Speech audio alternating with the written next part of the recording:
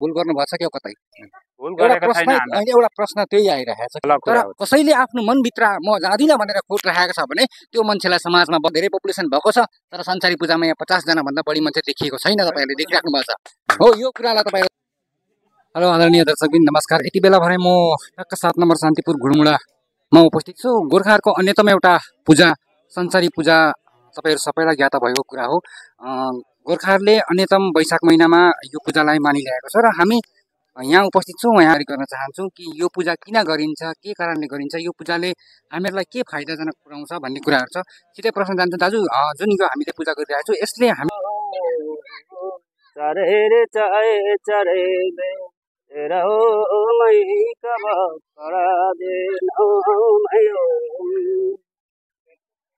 यो गाउँ गर्भस्थानी रोगामर्क्यो त्यो देवानी आएको के धम्क्यो ए मायो ताप ज्वरो मायो बुङ्गे ताग्ने आज सत्य खडाउ मायो दामी दाना अन्तरे आए पूजा बिजुवाउ आने माथि आउ आने जाने माथि आए जाने बोलाउ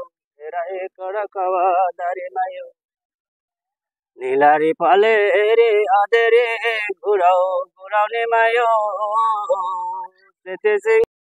मेरो नाम विजय लोहार हो। म 7 नम्बर शान्तिपुर घरमुडाको निवासी हुँ।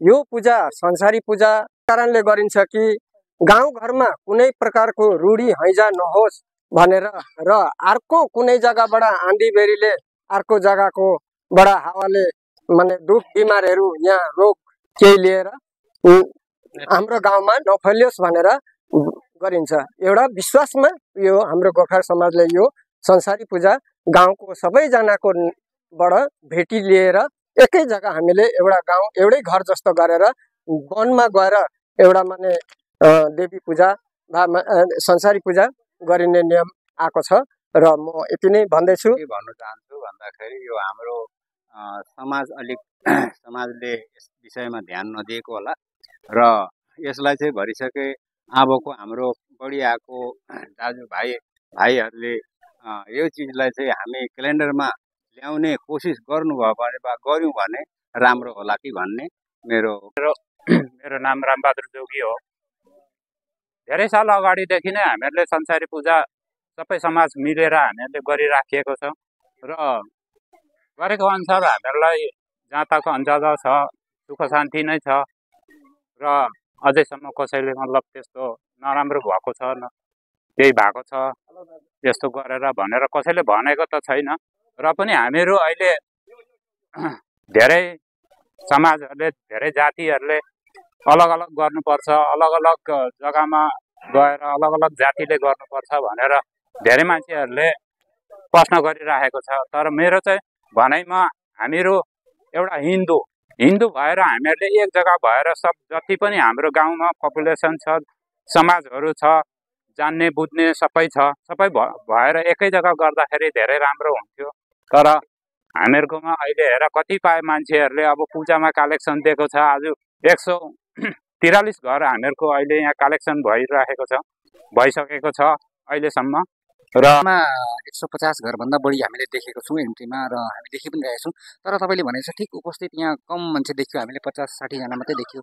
के भन्नु चाहनुहुन्छ विशेष गरी उहाँहरू किन आउनु भएन, के कारणले आउनु, उहाँहरू सन्तुष्टि हुनुहुन्न कि संसारी पूजादेखि अथवा के कमिटीदेखि सन्तुष्टि हुन, के भन्नु चाहनुहुन्छ उहाँहरूलाई? अब हेर्नुहोस्, अब हामीहरू यस्तो 143 घरमा हामीहरूले कलेक्सन गरेर त्यतिजना मिलेर हामीहरूले आज यहाँ संसारी पूजा गरिँदैछ। त गर्दाखेरि सबै मान्छे आउँदाखेरि हामीहरूलाई पनि धेरै खुसी हुन्थ्यो। आज उनीहरू अब बेसी यहाँ 15-20 घर मात्रै आएको देखिँदैछ। जहाँ तक अन्दाजा, अब हिसाब त गरिएको छैन, अन्दाजले 15-20 घर मात्रै देखिँदैछ। तर उहाँहरूलाई अब सबैसँग हामीले कलेक्सन गर्दाखेरि पनि यो वक्तहरू कुराहरू हामीहरूले राखेको थियौँ। तर आज देखिँदैछ हामीहरूको आज लगभग पूजा सकिन लागिसकेको छ। तर पनि अहिलेसम्म हामीहरूको गाउँ समाजको मान्छेहरूले अझैसम्म आएर यहाँ देखादिएको छैन। त्यही पनि मलाई बहुत असन्तोष लागिराखेको छ। र धर्मको विषयको कुरा गर्दा अरू जातिको हेर्नुहोस्, क्रिस्चियनमा हेर्नुहोस्, मुस्लिममा केही पूजा गर्नु पर्यो भने उनीहरू घरबाट 1-2 जना मान्छे आइराखेको छ। तर हामीहरूको यत्रो 150-200 घरभित्रमा अहिले 15-20 घर मात्रै देखिराखिएको छ। आउँदो साल आजको जस्तो दुःख धेरै नहोस्।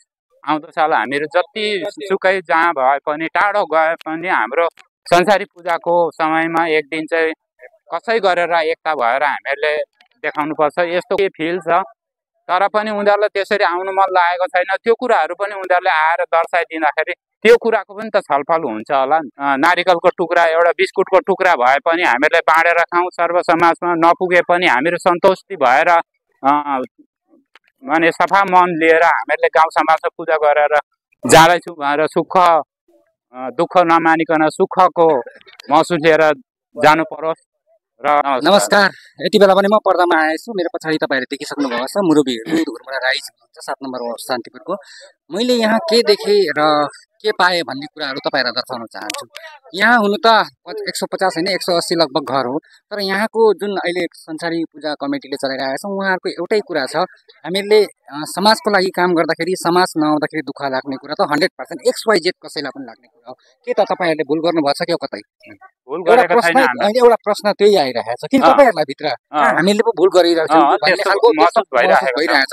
हेर्नुहोस्, तपाईँहरूलाई कतै चित्त बुझेको छैन। तपाईँहरू एउटै समाज हो हामी सबै। यदि तपाईँहरूलाई कुनै कुरामा असन्तुष्टि छ भनेदेखि तपाईँहरू आउनुहोस्, हामीलाई दर्शाउनुहोस्। उहाँको भनाइ त्यही छ, हामीलाई दर्शाउनुहोस्। यदि हामीले कहीँ भुल गरेछौँ भने त्यो कुरा टेबलमा बसेर सक्सेस गरौँ। तर यो तरिकाले समाज चल्दैन भनेर उहाँले भनिसक्नुभएको छ। किन समाज एकता हुनुपर्छ। संसारी पूजा सालमा एकचोटि आउँछ भनेर उहाँले भनिसक्नु भएको छ र एकचोटि तपाईँहरूले समाजको लागि टाइम दिनु सक्नु भएन, सुख शान्तिको लागि टाइम दिनु सक्नु भएन भने समाजमा बस्नु नै मलाई कता न कता त्यो धिक्कार जस्तो लाग्यो। किनभनेदेखि आज कसैले बिमार भएर कसैलाई के भएर आएन त्यो अलग कुरा हो, तर कसैले आफ्नो मनभित्र म जाँदिनँ भनेर खोट राखेको छ भने त्यो मान्छेलाई समाजमा बसेर समाजमा नदर्शाउनु चाहिँ मलाई कता न कता उहाँको भुल लाग्दैछ है। किनभने यदि तपाईँलाई केही कुरा छ भने आउनुहोस् न त। यहाँ कमिटी छ, यहाँ 4-5 जना कमिटी छ, कमिटीसँग बस्नुहोस्। के कुरामा चित्त बुझेको छैन उहाँहरूलाई भन्नुहोस्। तर यसरी समाजलाई विभ्रान्ति अथवा समाजलाई भङ्ग्याउने काम चाहिँ नगर्नुहोस् तपाईँहरू। किनभने आज घुर्मुडामा सबैलाई थाहा छ धेरैभन्दा धेरै पपुलेसन भएको छ, तर संसारी पूजामा यहाँ 50 जना भन्दा बढी मान्छे देखिएको छैन। तपाईँहरूले देखिराख्नु भएको छ हो। यो कुरालाई तपाईँहरूले दर्शाउनुहोस्। किनभनेदेखि भोलिको डेटमा यसले के देखाउँछ भन्दाखेरि एकता देखाउँदैन है, एकता देखाउँदैन। यो पूजा के उसको व्यक्तिगतको लागि गर्नुभयो थियो, समाजहरू भन्नुहोस्। तपाईँहरूको व्यक्तिगतको लागि गरेको थियो, तर उहाँले समाजले के देख्दैछ भने व्यक्तिगत पूजा देख्दैछ। यो सामाजिक पूजा हो, यहाँ सबैले गर्नुपर्छ। यो सुख शान्तिको लागि पूजा हो, कसैको आफ्नो घरको देउता होइन नि त। यो तपाईँहरूको घरभित्रको देउता होइन नि त तपाईँको। त्यही भएर यो सामाजिक पूजा हो। मैले यहाँ आउनु, यो भिडियो बनाउनु मलाई केही रहर थिएन, तर मैले के सुने भन्दाखेरि घुर्मुडाको अहिलेको पूजामा मान्छे कम्ती छ भनेर सुनिसकेपछि म तुरुन्तै आएको हो। किन भन्दा यस्तो कुराले भोलिको डेटमा अरू जग्गा पनि जाँदाखेरि यो भिडियोहरू हेर्दाखेरि समाज एकता देखिँदैन। तपाईँहरूलाई कसैलाई पनि असन्तुष्ट छ भने तुरुन्तै आज बेलुकै बस्नुहोस् टेबलमा, यसलाई सब्सर गर्नुहोस्। किनभने भोलिको डेटदेखि आज आगन्तुक पूजामा यस्तो खालको नहोस् भन्ने उहाँहरूको आह्वान छ र म पनि आह्वान गर्छु। तपाईँहरू एउटा जग्गामा आउनुहोस्, एउटा मञ्चमा आउनुहोस्। केही भुल त्रुटि भएको छ भने यहाँ उहाँहरू कमिटी हुनुहुन्छ, यहाँ आसेङहरू हुनुहुन्छ, यहाँ सबैजना हुन्छ, उहाँहरूसँग आएर बस्नुहोस्। कहाँ भुल भएको छ, के असन्तुष्टि भएको छ उहाँलाई छलफल गरौँला। यदि उहाँहरूको भुल छ भने उहाँले स्वीकार गर्नुहुन्छ, यदि तपाईँको भुल छ भने त्यहाँ तपाईँले स्वीकार गर्नु पर्यो। यसरी घरभित्र बसेर कसैले मनको कुरा बुझ्दैन नि त। आफ्नो कसरी भगवान्ले त आफ्नो मनको कुरा बुझ्दैन भने तपाईँ त मान्छे हो नि त।